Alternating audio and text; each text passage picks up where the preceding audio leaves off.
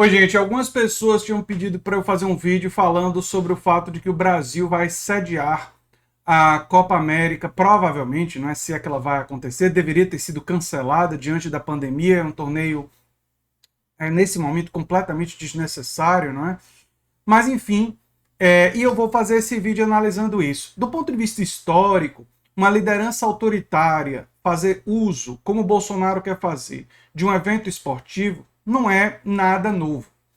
Hitler fez isso na Alemanha, nas Olimpíadas, Mussolini via a Copa do Mundo, e a ditadura militar brasileira também fez uso, nos anos 70, da vitória do Brasil na Copa do Mundo, né, de 1970, fez uso político de um evento esportivo. Então, não se trata de nada absolutamente novo no horizonte, não é? Uma liderança autoritária querer fazer uso de um evento esportivo para ganhar algum tipo de força política. E é exatamente isso que o Bolsonaro está tentando fazer. E foi por isso que o Bolsonaro aceitou tão rapidamente, colocou o governo federal tão rapidamente disponível para a realização da Copa América. Inclusive porque ele imagina que o Brasil é o favorito, e é verdade, do ponto de vista esportivo, a seleção brasileira hoje é a mais forte do continente, pode ser que perca, mas enfim, é a favorita. E ele está imaginando comemorar com a seleção brasileira na levantada do troféu e tal, que seria um elemento dele dar uma resposta, dele. É isso que ele está imaginando, de se colocar do lado da festa popular do brasileiro a favor do futebol. O que Bolsonaro não está vendo, obviamente, é que boa parte da população brasileira já percebeu o absurdo que é se mobilizarem esforços, se mobilizarem recursos no momento que a população está sem vacina, no momento que a população está sem auxílio emergencial para a realização de uma Copa América. Né? Inclusive, vários memes já foram criados, né? Qual vai ser o mascote da Copa América? A cloroquina, né?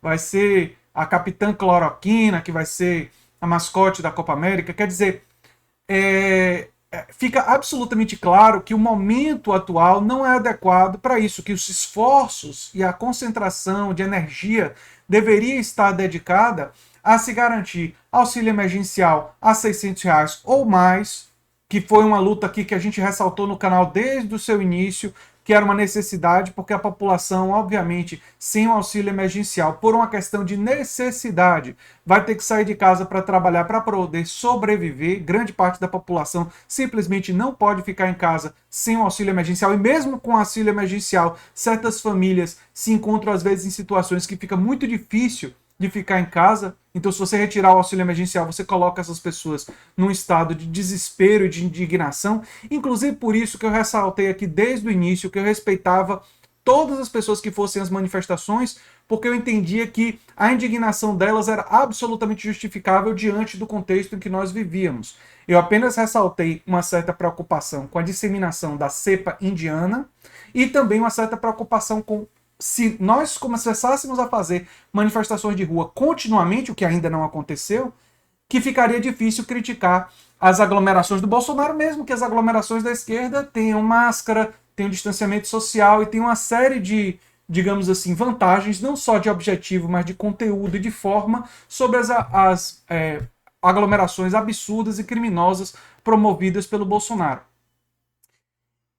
Dito isso, a Copa América representa realmente uma demonstração da desconsideração com as prioridades do povo brasileiro nesse momento. Né? A pandemia caminha para uma terceira onda, que na verdade nós nunca chegamos a ter uma diminuição da onda como outros países, porque a contaminação aqui no Brasil se deu de maneira constante. Também é importante dizer que, além de toda a responsabilidade do governo federal, parte da nossa população, especialmente da classe média, foi e tem sido absolutamente irresponsável. Né? A gente tem visto imagens, né? Eu tenho visto, minha esposa de vez em quando mostra no Instagram pessoas de classe média que teriam condições de fazer o distanciamento social, indo para festas, para barzinho, continuamente se expondo e expondo outros à contaminação, o que mostra, além da irresponsabilidade do presidente, uma irresponsabilidade muito grande de parte da nossa população. É verdade, a gente precisa ressaltar isso também. e isso não pode recair sobre os mais pobres, que a gente sabe que a classe trabalhadora e os mais pobres, quando expõem, em sua maioria das vezes, é por necessidade, mas a classe média, especialmente uma classe média alta, a irresponsabilidade deles é muito diferente, porque ela está conectada com uma classe que teria condições de ficar em casa e não está ficando, e essa, obviamente, a condenação tem que ser muito mais intensa, né? Muito mais intensa. Tem que existir condenação, quando a gente jamais poderia condenar uma pessoa que está lutando pela própria sobrevivência. Agora, a Copa América, ela coloca justamente o Brasil nesse lugar de ter um evento em que muita gente recusou. Vamos lembrar que a Colômbia recusou, que a Argentina recusou, que o Chile também recusou, que vários países estão chegando à conclusão de que esse não seria o momento. E felizmente alguns jogadores já estão se posicionando publicamente contrários ao evento. Lamentavelmente, ainda nós não tivemos muitos jogadores brasileiros, que é uma outra coisa que também me incomoda, porque ver jogadores como De Arrascaeta do Flamengo, o Vinha do Palmeiras, e jogadores, Matias Vinha, jogadores que não são brasileiros, tendo a coragem de se posicionar contra o evento, e é necessário coragem nesse momento para se posicionar contra um evento esportivo que você participaria, e os jogadores brasileiros, em sua maioria até agora, claro que eu espero que isso se modifique nos próximos dias, eu fico na torcida, não pelo futebol, mas pelo posicionamento dos jogadores brasileiros, dizendo claramente que é uma cinte, que é um absurdo, nesse momento, se organizar Copa América no Brasil, quando o Brasil tem tantas carências. Porque, claro, para organizar um evento desse, vai ser necessário mobilizar esforços. E um evento como esse vai favorecer o quê? Aglomerações. Mais aglomerações vai favorecer o quê? Mais difusão do vírus. Mesmo que não tenha público nos estádios, vai acontecer aglomerações fora do estádio. A gente tem visto no futebol brasileiro aglomerações. O pessoal sabe que eu comemorei o título recente do São Paulo, mas eu fiquei horrorizado com o fato da torcida ter tomado as ruas daquela forma, não pelo sentimento dela, que é um sentimento que estava guardado no peito, é um sentimento que em qualquer outra circunstância, e até nessa, a gente compreende o sentimento. Mas a aglomeração em grande quantidade, como foi promovida pelas torcidas e como tem sido promovido pelas torcidas, favorece a disseminação do vírus e favorece a disseminação de cepas agressivas que estão ceifando vidas. Né? Isso não é uma coisa boa.